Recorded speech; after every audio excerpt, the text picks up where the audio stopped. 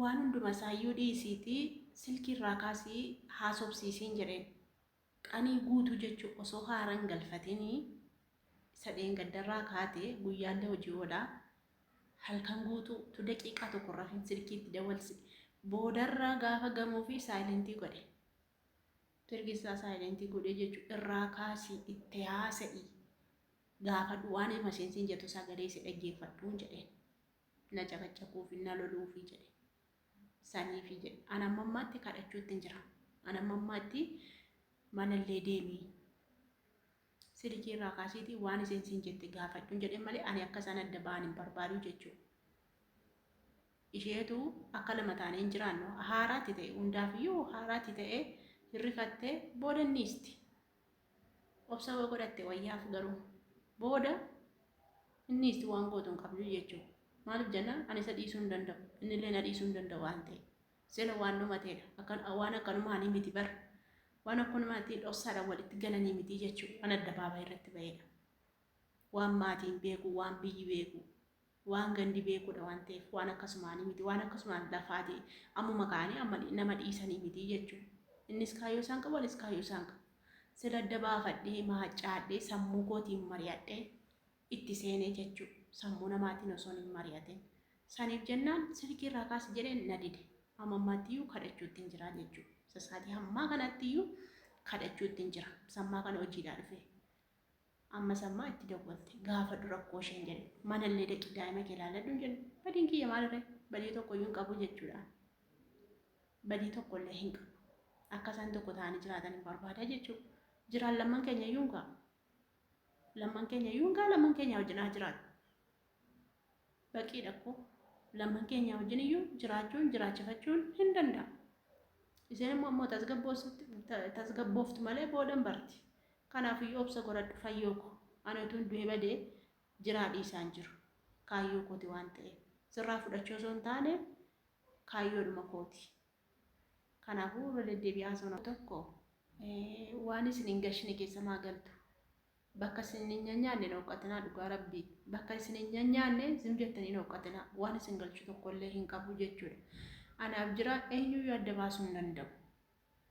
Beektanii ijoollee isaarraallee adda ba'uu hin danda'u. Ijoollee isaarraa fudhattee hattuudha minaamin warri jettanii ani hattuu miti ijoollee isaarraallee hin fudhanne. Har'as boris jiraanii ijoollee isaa faana jiraa jechuudha. Har'as boris yoo sammuu isaatti deebi'ee sammuun isaa tasgabbaa'ee jedhee aniyyuu gorsaan jira aniyyuu itti dubbachaan jira akka fayyoon irraa silkii kaasu gochaan jira aniyyuu fayyoon halkanii guyyaa jechuudha. Guyyaa hojii oolaa halkanii guyyaa irraan qabdu jechuudha. Silkiitti dawwalaa ooltii bilbilatti dawwalaa ooltii jechuudha. Irraa kaasuu dide irraa kaasii yeroo tokko yeroo kenniifitii itti haasa'ii.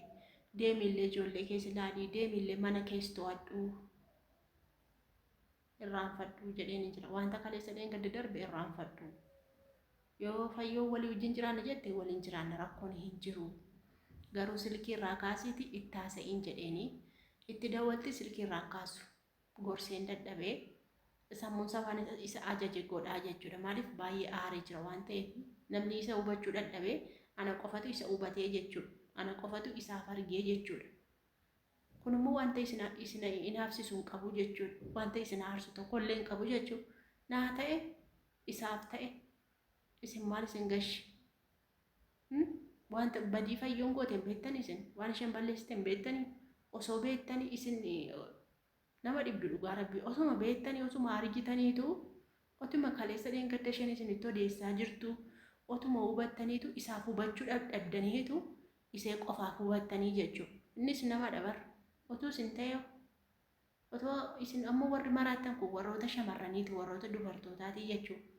Osoo mee abbaan mana jaarsi keessan isin dura faa mucaa qabaatee gaafa yeroo sana osoo isaan duratti hin dhaga'in otoo inni isinitti hin himin isin ergasii namarraa dhageessanii isarraa dhagoo dhiistanii namarraa dhageessanii abbaan manaa keessanii qeerroodha dargaggeessa isiniin jedhee isin fuudhee booda irratti immoo isin namarraa dhageessanii mee maaltu isinitti dhaga'ama miira akkamitti isinitti dhaga'ama tole jettanii taqabbaltu tole jettanii fudhattu hin fudhattan namni yeroof inaara aaree immoo tas gabbaa anammanni akka inni haadha kakuutti adda bahu hin godhu yoomiyyuu taanaan akka inni wajjin jiraatu akka inni ijoollee isaa guddisuun barbaada malee akka inni ijoollee isaa bakkeetti gatee ofii isaatii bashannanu yookaan immoo ofii isaatii deddeemu hin godhu jechuudha.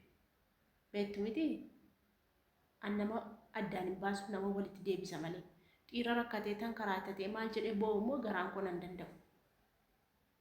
An akkasuma nama dhiira boo'u dubartii yoo boosse naa wayya dhiirri boo'ee cinqame maal jechuudha garaan kootu hin danda'u jechuudha. Kanaafuu jennaani amma fayyooni mucaa ishee wajjin viidiyoo waraabdee turte jechuudha. Achi keessatti baay'ee gadditee hin fuudhee jetteeni mucaa sanatti himtee jennaan mucaa daa'ima sana. Haa fuudhuu haa deemu nu caqaccaquu isaarraa nu rakkisuu isaarraa haa deemuu jettee. Rakkisaa jira caqaccaqaa jira halkanii guyyaa nagaa taasa'an jiru. Isee gammachiisaa hin jiru. Wal lolaa jiraachuudha manatti hin galu bakkeetti gale amma argin dhufee mana kiraayii fuudhee iddoo tokkotti galle malee duraan bakkee jiraa jechuudha.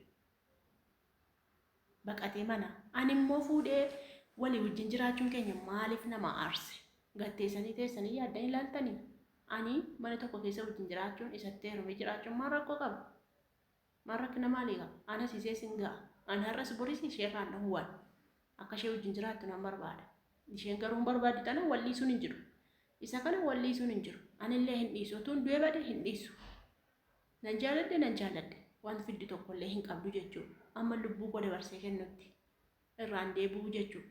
Mucaa biyya kiyyaa argadheemu hormattiyyuu neerumu miti horma duukaa yoo fiigu miti hormiyyuu maallaqa namarraa nyaataa miti jaartii qabaatee ijoollee lama qabaatee hattu maal nati hin hanneen bakka irraan argadhe bakka irraan fudhadhe khalaas hallaqe laqqaqe warri sammuu qulfii yookaan warri sammuu keessan hin yaadne waan feeta yookaan waan isinitti fakkaate waan sammuun keessan isin ajaje qofa naaseenaa miira namaa eegaa haasaa miira namaa to'achaa maaltutti dhaga'ama maal isheetti fakkaata waanti isheen goote kun gaariidha moo badaadha jedhaati adda baafadhaa laala ani nanne bakkeerraa fudhadhe bagan fudhadhe jechuudha bakkeerraa fudhadhe malee ishee jalaan baasne isaan duratti ikkoo jarri kan wal lola anduruma nime bar akka isheen mucaa qabdu andurumaa kaaseen beeka andurumaa kaaseen qoradhee beeka isatti immoo nimneen ani miidiyoo amarratti gabbee haasa'e malee yuutuubuma kanarratti gabbee dubbadhe malee ani abbaa kaku fayyootti adda ba'i fayyootti adda deemi fayyoon mucaa qabdi jedhe isatti nimni ani guyyaa tokko jechuudha ani qaada itti haasa'uu jalqabuun kun ammaa miti garuu itti nimne garuu sitti heerumaan jenne akkasuma jaalaluma obbolummaa biyyummaa ganda tokkummaa walitti haasofne malee waa'ee jaalalaa walitti haasofne hin beeknu. Erguma dubbiin kun dhufeetu waa'ee jaalalaa keessa galee abadan utuu mormi koo citee ittiin deebi'u du'een bada malee maaf na sobde jibbee miti bar hin jaallata baay'ee jaallata hin jibbu maaf na sobde kanatu dubbii guddaa ta'e jechuudha. Harmee ishee dhufanii argitanii harmee ishee dhufaa jiru sababa kanatti baqatanii ta'aa jiru bar qaana'anii jechuudha. Isin waan nama qaanessu hin beektanii isin waan nama salphisu hin beektanii hiriyaasaa biratti qaanfate bar dhiiga isaa obbolaa isaa maatii isaa biratti qaanfate bar sababa kanaatiif bar garaa kutate maal haa godhure mee akkama haa ta'u akkamni isin haa ta'u feetan maal barbaaddaniiti mucaa illee sababa kana dhiisi nutti hin dhufini jette haa deemu jette isheen immoo gadi hin dhiisu jette duraan itti himtu amma argi namni sila qabaa wallaalte sila qabattu gaggabaa jira bar kan akka kootiyyuu guutee jira bar jaarsa kabajamaa akkasii jaarsa akkasitti hojii hojjetee nama jiraachisu jaarsa akkasitti nama bashannansiisu argataniiti maaltu irraa gora argadheeti hin qaanfattanii dhugaa rabbii waan akkasii argadheemu amma jaarsi hojii hojjetu jira amma jaarsa isee bakkee keessa xalxal jettee deemtee qaamtee dhuddee machooftuu waan akkasii jira malee jaarsi gaashaan jiru amma argattanii bar jaarsi hojii hojjete jaartii isaa jiraachifatu mana taa'ii ijoollee kunan qallabadhaa ijoollee kunan jiraachifadhaa ati mana taa'ii namni jedhu hin jira jaarsamma fidi sirraan nyaadha kan jedhu malee hin jira. Hin jiru bar. Saniifan illee qabadhee itti ba'uu dide bar. Osoo mormi koo na cite ittiin ba'u hin dhiisullee. Waan dhufe dhufa malee ani sodaa qabu. Utuu sodaa qabadhee YouTube irra baasee maxxansu. Sodaa eenyuyyuu hin qaban. Sodaa nama tokkoyyuu hin qabu. An kan sodaadhu rabbi tokkicha qofa sodaadha malee ilma namaan sodaadhu ayyoomiyyuu taananii jechuudha. Waan fedhe waan na gootuun qabdu fayyoo yoo wajjin jiraanne walii gallee wajjin jiraanna beekadhu. Walii galleetu akkama isaanuutti walii wajjin jiraanna. Jaartii tokkoffaa jaartii lammaffaa kalaas rakkoon qabu jechuudha. Yoo akkasitti walii gallee jiraanna. Yoo akkasitti walii gallee hin jiraannu ta'e immoo dubbiinuma cimaa ta'a malee qabbanni hin jiru jechuudha. Of tasgabbeessi. Badiin kan kooti jedhii furadhu. Utuu badiin kan kee ta'uu baate jiraan waan achi deemee na gaafatuuf hin qabu jechuudha. Waan na wajjin jiraatuuf hin qabu jechuudha. Badiin kan kee tisutu balleessaa qaba. Jalqaba abbaa manaa kee qabachuu dhiiste. Iccitii maa dhossite? Iccitii kana dhossu hin dhoffamu. Kanaafuu jennaanii ani akka abbaan kakuu si bira dhufu nan godhaa. Akka inni mana kee dhufe yoo barbaadillee si biraa nyaatee si biraa dhuguu nan godhaan. Homa rakkinni hin jiru. Bilbilallee akka amma inni sirraa kaasu itti hima. Itti maanis immoo jira irraa kaasiin jedhaan. Calluma ilaalee dhiisaa jechuudha. Maaliif sammuun isaa tasgabbiin qabu waan ta'eef baay'ee waan haarii jiruufi jechuudha.